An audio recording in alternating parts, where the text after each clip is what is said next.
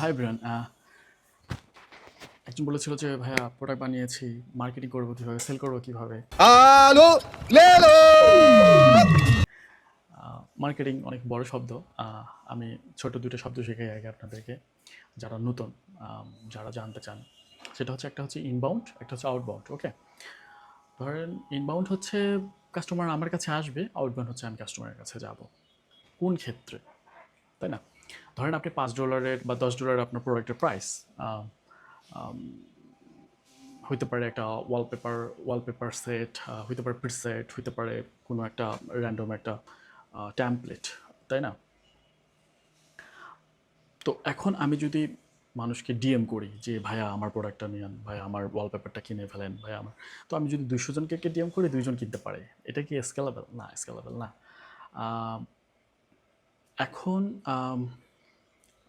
আমি যদি একটা খুব সুন্দর ভিডিও তৈরি করি বা একটা কন্টেন্ট তৈরি করি, যে কন্টেন্ট আমি আমার ওই প্রোডাক্টটাকে সুন্দরভাবে প্রেজেন্ট করে সেটাকে আমি ইনস্টাগ্রাম অথবা টিকটকে দেই, তাহলে সেখান থেকে মানুষের ইন্টারেস্ট তৈরি হবে আমার ওই প্রোডাক্টটার প্রতি।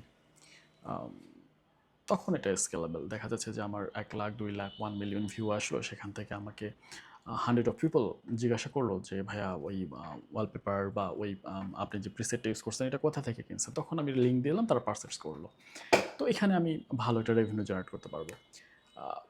আউটবাউন্ডটা কোন ক্ষেত্রে কাজ করবে? যখন হচ্ছে আপনি একটা সব ভালো, খুব এন্টারপ্রাইজ লেভেলে সফটওয়্যার বানিয়েছেন বা একটা ভালো সফটওয়্যার বানিয়েছেন যেটার ভ্যালু অনেক। আপনি দেখা যাচ্ছে ইয়ারলি আপনার হচ্ছে $5,000 আপনি চার্জ করবেন। তখন আপনি সিওকে ডিএম করেন যে আপনি এটা সেল করবেন। তখন আপনাদের কথাবার্তা হবে। তো এটা আউটবাউন্ড মার্কেটিং। যদি আপনার প্রোডাক্ট তুলনামূলকভাবে চিপ হয়, তাহলে আপনি ইনবাউন্ড করবেন। আর আপনার প্রোডাক্ট যদি এক্সপেন্সিভ হয়, এন্টারপ্রাইজ গ্রেড হয়, তাহলে আপনাকে আউটবাউন্ড করতে হবে। তবে ট্রাস্ট মি,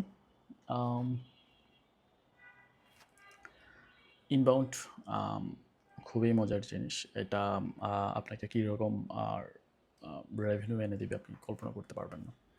এগুলো শেখার জন্য আমার সাথে থাকেন। আমি সবগুলো জিনিস আপনাদের সাথে শেয়ার করবো আমার বিজনেসের।